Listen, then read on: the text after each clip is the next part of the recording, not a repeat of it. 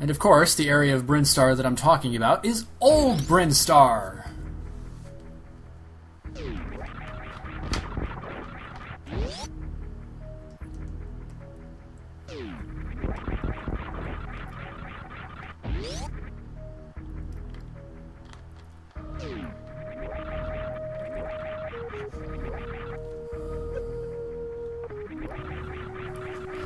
And to get to Old Brinstar, we gotta go through Red Brinstar. But first, an item that is rendered completely worthless if you have this game memorized like I do, the X-ray scope.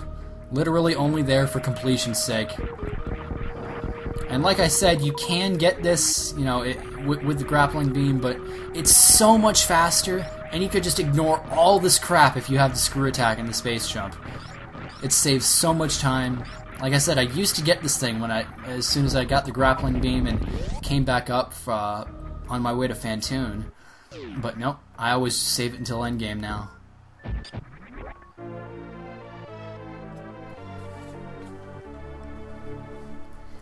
Useful item. It's just that, you know, it's so clunky to use that, you know, you can't be arsed half the time. Because it takes so long to scroll to it, and I mean, it stops all action on the game entirely, and you have to look around. And you know, most of the places you're going to look around in don't have hidden passages or items or something like that. I mean, the X-ray scope is a nice thought, but if it did something more like make all hidden goodies just automatically appear on the screen, it would have been more useful. So the method that you have to do it. I mean, the visor system is implemented obviously a hell of a lot better in the Prime games because that's first-person perspective. But when you're limited to an on-screen scrolling, like where there's really no camera, just the screen, then it's obviously not the same thing. Anyways, it's finally off back to Old Brinstar. Got some side hoppers here that I can just completely ignore because I'm not going back to Brinstar. Green Brinstar. Get some power bombs.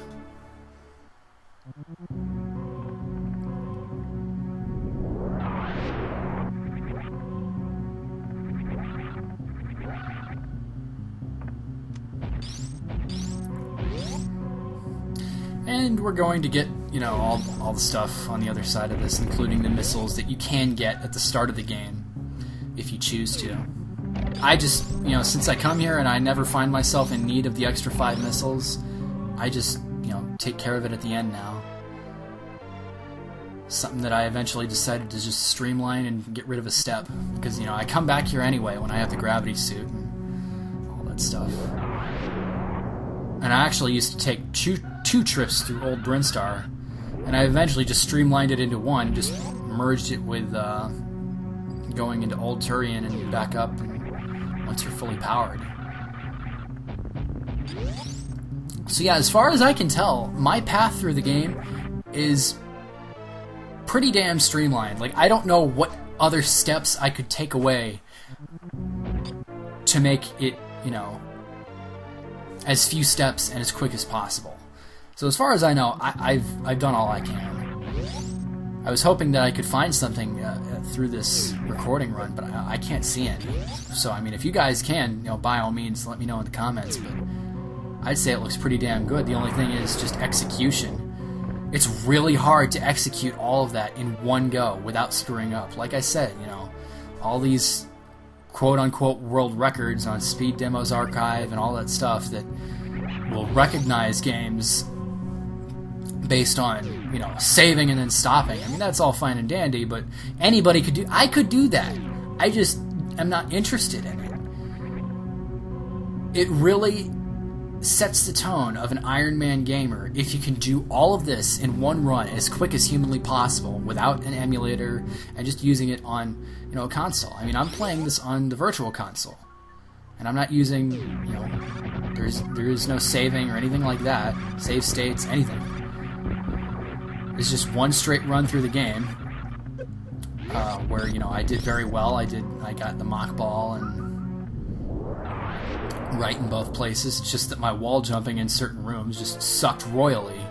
But for the most part, I streamlined everything that I could, and I get an end time of 124, which is pretty damn good. It's just, again, execution in certain areas. And really, I mean, at what point does, aspiration stop and obsession begin, basically, is the question. And, I'm happy with this time. It's not the best, but, it's certainly something that, for on-screen purposes, I did as good as I could. Anyways, you can get this prior to getting the plasma beam, but I don't find a purpose in it, because, you're just wasting a lot of time to individually shoot each and every one of them. The plasma beam goes through all of them, so... this is the most direct route through every power-up in the game that I can think of. So again, I welcome comments that, can make recommendations for me to try and get better path-wise than this, but until I see those, I'm looking at this and I can't think of anything.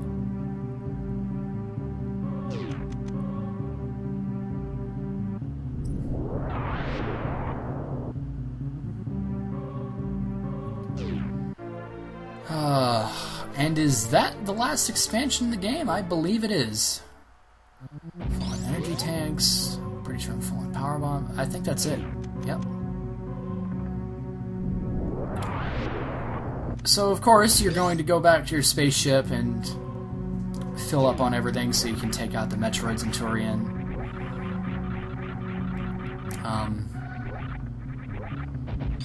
And the grand total, as it should come out,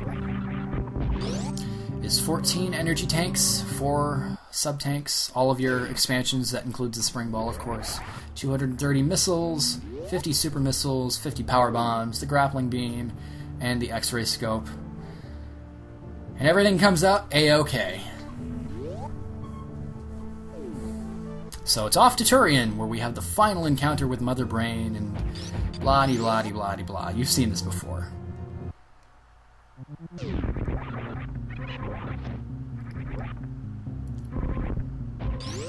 And you can screw attack through that, so you don't even have to worry about bombing or power bombing it.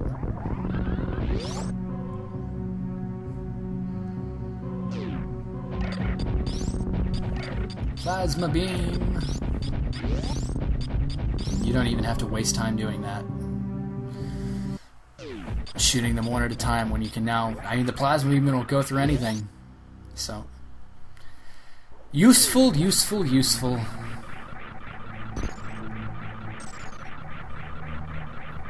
The boss statue. It's funny because the way that's represented,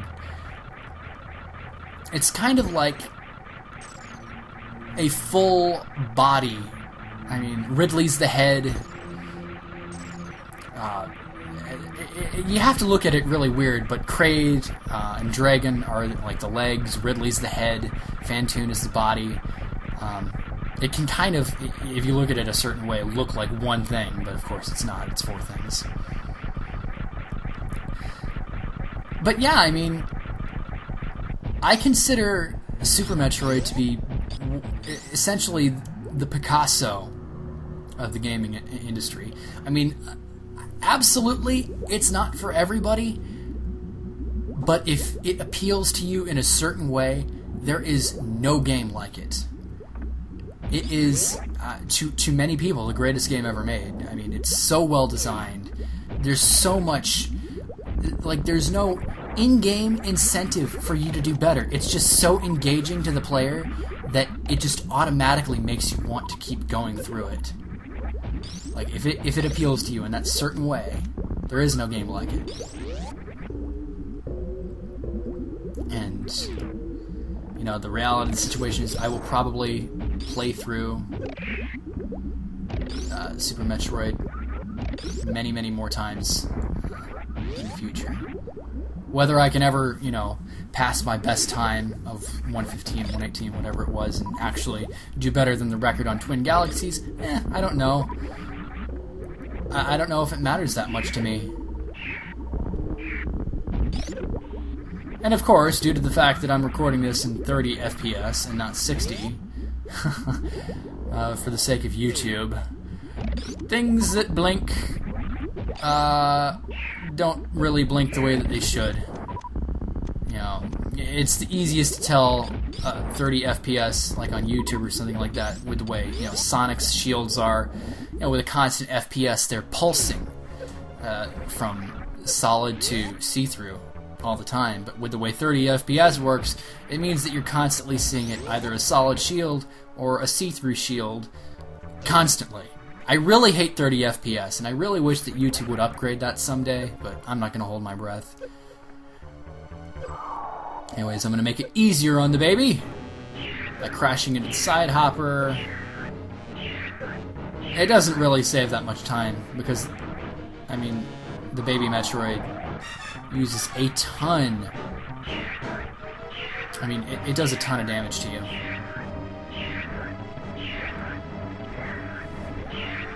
Really quickly. So, I mean, a couple energy tanks, you're literally just saving like a second or two. But like I said, if you can save a couple seconds, dozens and dozens of times throughout your playthrough, you're saving minutes. And those are precious minutes that do indeed separate the boys from the men. And, you know, I guess for all intents and purposes, if you want to compare it to that, I'm a teenager. I'm not really one or the other. I'm pretty good at the game. I'm not the best. 124 is a time I can be proud of, though. A time I can be proud of for one single run through the game. One full recorded run through. I may try again in the future. I may not, to beat it. It's just, it's such an engaging game to me.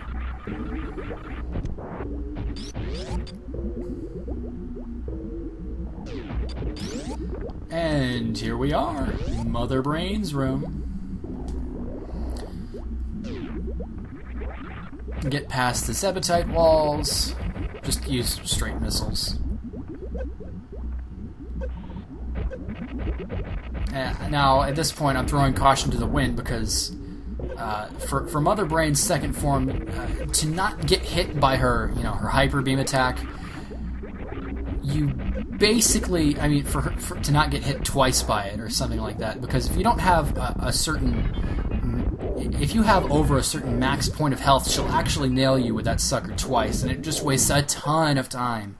So I end up just running into her multiple times until I feel that I've drained a sufficient amount of health. And it's a lot of health that I end up draining. Look at that.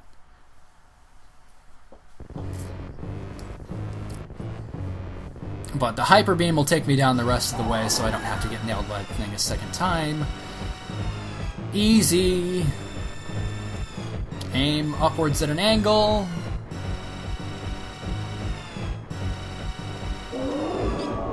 Really, easy.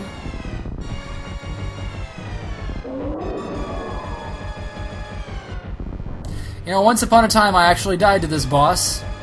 I'm not sure why. I mean, this is atrociously easy. I guess maybe because I didn't know the attacks, but I mean, you jump to avoid them. There's no magic to it, you just jump.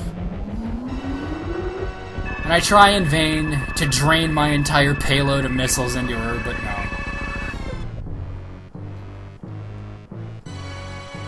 I think the maximum you can have is like 4 energy tanks before she'll actually start hitting you multiple times with her hyper beam.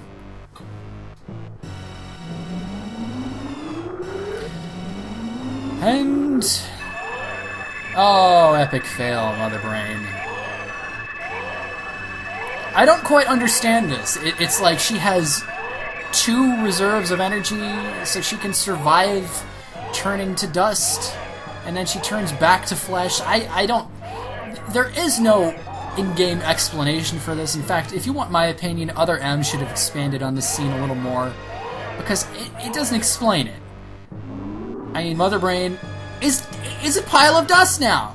But no, it's not. It turns back into Mother Brain. What the hell? They just felt like having the baby die for the sake of having the baby die. And God, I'm calling it the baby just like Samus and Other M. It's the infant Metroid. Good God.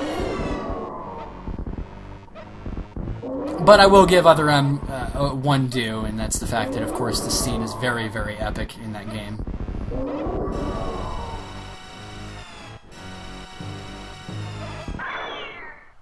Aww.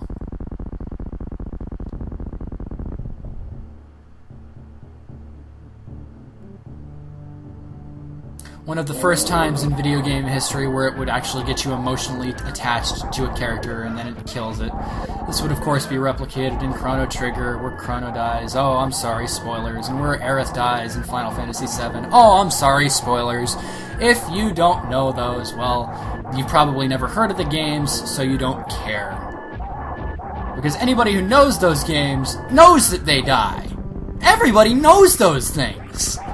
So, I mean, they don't count as spoilers if everybody in the fan base who's played a game past a certain point knows. So, whatever. I mean, this was one of the first games to emotionally attach you to a character, if for no other reason than for the sake of killing it off. Which, I mean, in later games, especially Metroid Other M, serves no other purpose but just to waste your time. I mean, they develop all these characters, and most of them are just time wasters. I mean, Adam Malkovich is the only one in that game who, you know, really survives long enough for you to give a damn about. But, and of course, we're at the escape sequence. Pretty easy, pretty standard. And like I said before, I do save the Edikuns and Decoras because it's the canon ending of the game. And you'll only waste 30 seconds of time. It only takes about 30 seconds of in-game time for it to actually go through, and surprise, surprise, I actually nail the Shine Spark. I don't know why I get that so few times. But whether it's me not getting enough speed and then running face first into an enemy or something like that, I don't know. But we're on our way out. God, I've been talking for 2 hours. The game's almost over, though. I promise the game's almost over.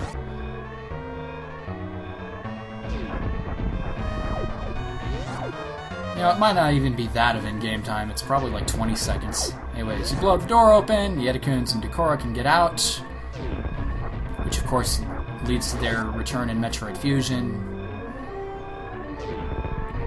Blah-de-blah-de-blah.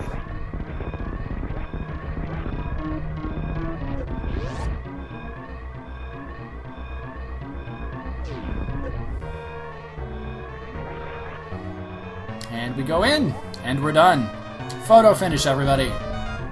Except not really.